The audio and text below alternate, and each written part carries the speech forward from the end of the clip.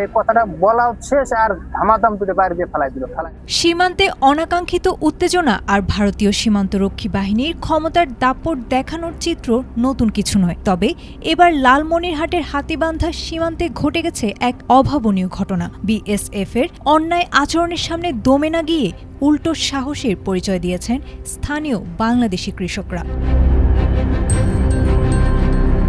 ঘটনাটি লালমনিরহাটের হাতীবান্ধা উপজেলার গোতামারি ইউনিয়নের বনচৌকি আমঝোল সীমান্তের ৯০৭ নম্বর মেইন পিলার এলাকার। দুপুরে নিজেদের জমিতে কাজ করছিলেন কয়েকজন বাংলাদেশি কৃষক। অভিযোগ উঠেছে ভারতের ৭৮ বিএসএফ ব্যাটালিয়নের পাগলিমারি ক্যাম্পের ৩ সশস্ত্র সদস্য সীমান্ত অতিক্রম করে অনধিকার চর্চা শুরু করে। বাংলাদেশি ভূখণ্ডে প্রবেশ করে তারা কোনো কারণ ছাড়াই কৃষকদের অহেতুক জেরা ও মারধর করতে থাকে। হঠাৎ বিএসএফ এর এমন মারমুখী আচরণে ভয় না পেয়ে রুখে দাঁড়ান কৃষকেরা। শুরু হয় ধস্তাধস্তি।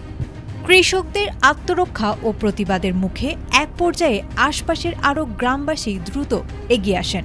সাধারণ জনগণের পাল্টা ধাওয়া ও প্রতিরোধের মুখে পড়ে ভারতীয় সীমান্তরক্ষীরা। পরিস্থিতির ভয়াবহতা বুঝতে পেরে নিজেদের প্রাণ বাঁচাতে দুটি শটগান ও একটি গুরুত্বপূর্ণ ওয়াকিটকি সেট ফেলেই দ্রুত ভারতে পালিয়ে যায় তারা।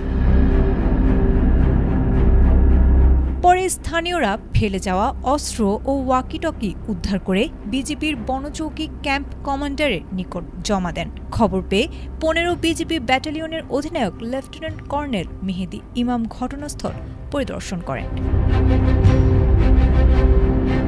পরিস্থিতি নিয়ন্ত্রণে মঙ্গলবার রাতে সীমান্তে ব্যাটালিয়ন অধিনায়ক পর্যায়ে জরুরি পতাকা বৈঠক অনুষ্ঠিত হয়। বৈঠকে লালমনিরহাট ১৫ বিজিবি ব্যাটালিয়নের অধিনায়কের উপস্থিতিতে ভারতের ৭৮ বিএসএফ ব্যাটালিয়নের কমান্ড্যান্ট শ্রী মনোজ কুমারের কাছে উদ্ধারকৃত অস্ত্র ও ওয়াকিটকি হস্তান্তর করা হয়।